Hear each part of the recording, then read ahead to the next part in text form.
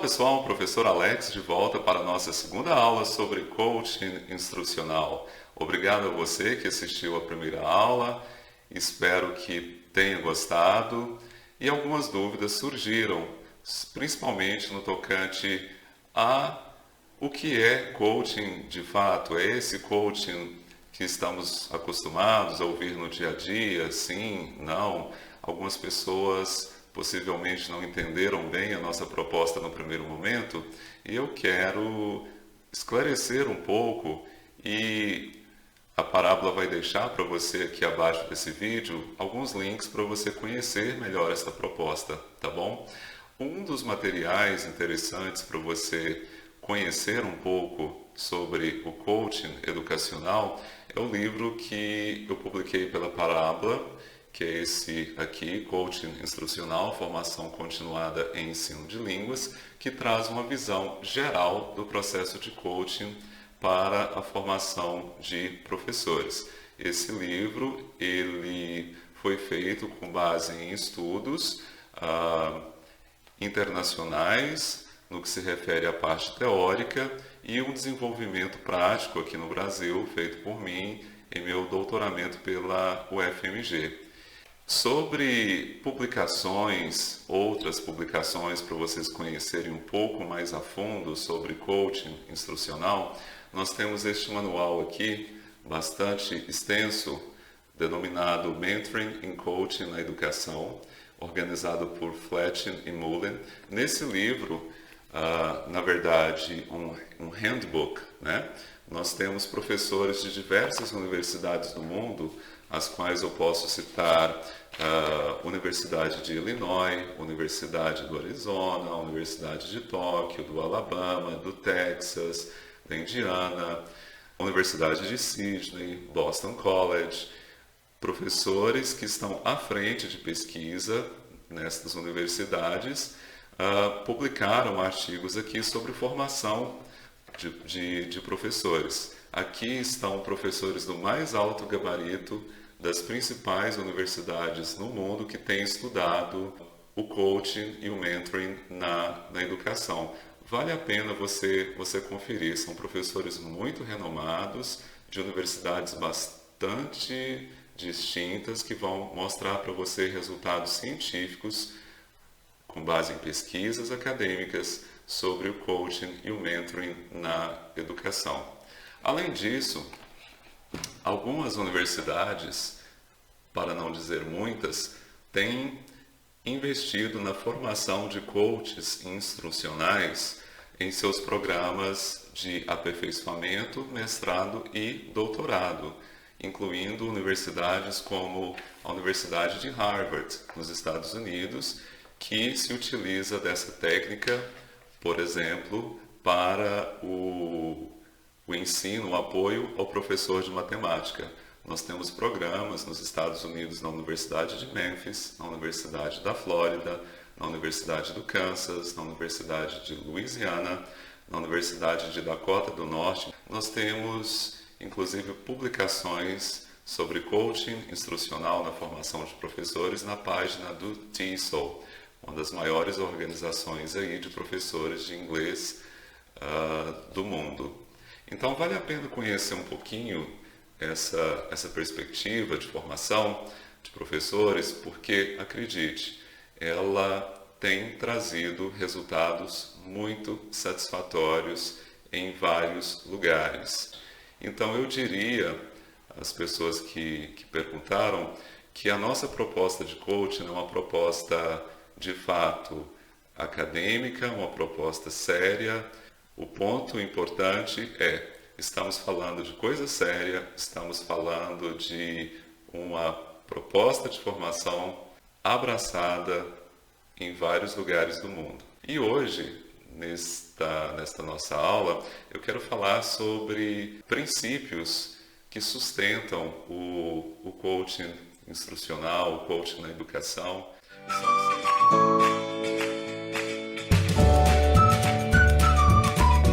São 7 princípios, que é o princípio da igualdade, o princípio da escolha, o princípio da voz, o princípio do diálogo, o princípio da reflexão, o princípio da praxis e o princípio da reciprocidade. Eu vou falar um pouquinho sobre cada um deles. Esta proposta ela é do pesquisador Jim Knight, na Universidade do Kansas, nos Estados Unidos, que sistematizou, na verdade, ele chama isso que eu vou falar para vocês de framework da parceria, ou filosofia da parceria, segundo ele. Ou seja, são valores, princípios que devem ser abraçados quando alguém se propõe a realizar um trabalho de coaching com professores, tá bom? O princípio da igualdade diz o seguinte, que o coach ele não deve ser hierarquicamente superior ao professor. O coach é um parceiro do professor. O conteúdo, as informações, tudo que é passado pelo coach deve levar em conta o professor como um colega, como alguém como um par, como alguém que está ao seu lado ali. Então, tanto a experiência do coach como a experiência do professor são importantes nesse processo. Não se trata de chegar alguém, de chegar um formador e transmitir conhecimentos de cima para baixo. Não, trata-se de construir junto ao professor conhecimentos, desenvolver práticas que sejam relevantes ali para o seu contexto de trabalho. O segundo princípio, como nós falamos, é o princípio da escolha. As decisões, elas devem ser tomadas de forma colaborativa. O professor, ele precisa necessariamente ter o seu direito de escolha. Afinal de contas, a sala de aula, os alunos, enfim, são dele. Ele precisa ter a possibilidade de escolher. E cabe ao coach que acompanha esse professor respeitar essa escolha do professor. Afinal, é o professor que conhece sua realidade, é o professor que sabe o que ele está vivendo. Outro princípio é o princípio da voz. Na verdade, esses princípios, eles se sobrepõem, não é? A todo momento. A voz é ouvir o professor. Não se trata de dar um curso de formação em que não se ouve o professor. É necessário ouvir o que o professor tem a dizer. O professor tem muita coisa a dizer ao formador. E a voz do professor, ela precisa ser ouvida. Então, se você trabalha com formação continuada, ouça mais o professor. Ouça o que o professor tem a dizer. Ouça as experiências dos professores. Crie mecanismos para que o professor possa expor as suas experiências com mais frequência, que ele revele o que vive em sala de aula, que isso de fato possa acontecer. Compartilhe experiências. O diálogo, que é outro princípio, é algo que precisa acontecer a todo instante. O coach deve adotar uma escuta reflexiva, uma escuta que faça com que o professor possa expor da melhor maneira possível o que ele deseja expor, que ele possa refletir sobre a sua experiência. Então, é necessário ter um diálogo, sim, de escuta. Um ponto importante que pode ajudar aí é a metamodelagem. A metamodelagem no sentido de questionar o professor da forma respeitosa, enfim, o que ele verbaliza, a fim de que ele fale mais, de que um diálogo seja de fato estabelecido. E aí vem junto o próximo princípio, que é o princípio da reflexão. É necessário promover a reflexão da experiência, promover a reflexão da prática do professor. É necessário ter este momento para a reflexão. Muito tem se falado em formação reflexiva e é exatamente aqui. O coach deve ser um parceiro do professor para que possa, junto com ele, refletir sobre práticas de ensino, abordagens que foram utilizadas em sala de aula, o que deu certo, o que não deu certo, enfim. essa parceria precisa ser estabelecida com muita reflexão, muito respeito, muito diálogo, muita voz, respeitando-se sempre, eu insisto, o professor como alguém que tem a dizer. E o próximo princípio é o princípio da praxis. O princípio da praxis é a prática, é levar para a sala de aula conhecimentos, teorias que podem ajudar na melhoria do processo de ensino-aprendizagem. O coach deve apresentar ao professor essas teorias, muitas vezes até desconhecidas pelo professor, para que o professor tenha escolha de possibilidades em relação a como ensinar, a como agir em sala de aula. E motivar o professor a ser parceiro, colaborar com o professor, para que essas práticas, muitas vezes novas, sejam implantadas em sala de aula, objetivando a mudança na qualidade de ensino.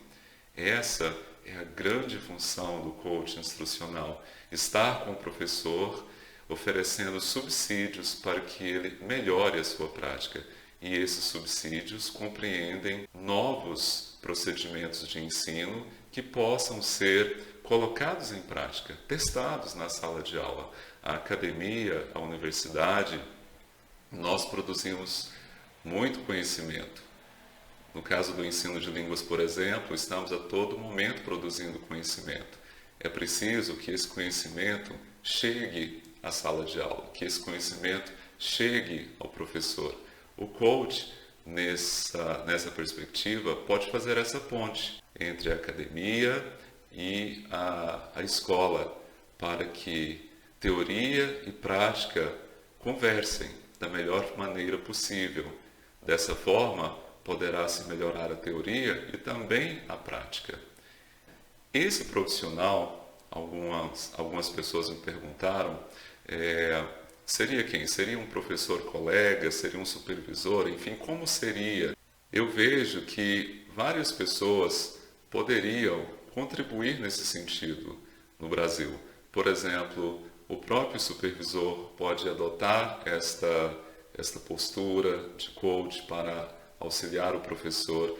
Nós podemos realizar peer coaching, que seria um professor ser coach do outro.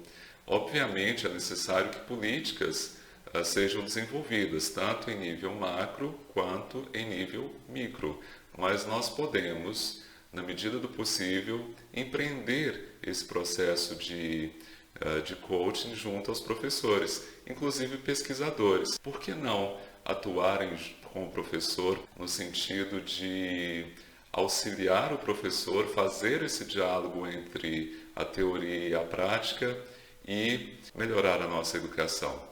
Então, vários profissionais aí poderiam desenvolver esse papel, no caso, tendo-se, obviamente, o conhecimento desses princípios que a gente explora no nosso livro aqui, publicado pela Parábola, enfim, e em outros livros também, tá bom? E o último princípio é o princípio da reciprocidade. O princípio da reciprocidade é muito legal. Ele diz o seguinte, que tanto o professor como o coach que atua com o professor, ambos aprendem. E como aprendem? Eu sou prova disso. Quando vamos para a escola fazer coaching com o professor, nós aprendemos muito. Nós somos capazes de olhar para a teoria que produzimos muitas vezes e questioná-la, e ver como, na prática, ela poderia ou não ser aplicada.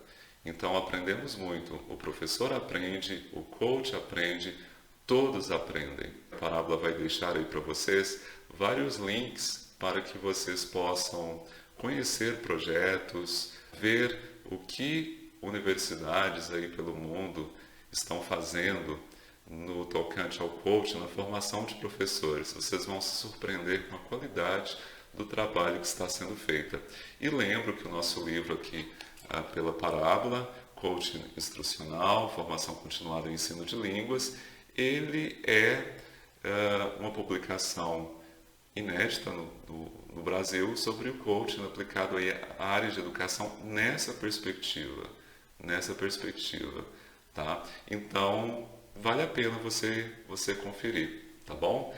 Eu aguardo vocês na nossa terceira aula e deixe as suas perguntas, os seus questionamentos, me dê um feedback sobre o curso que nós estamos construindo juntos, tá bom?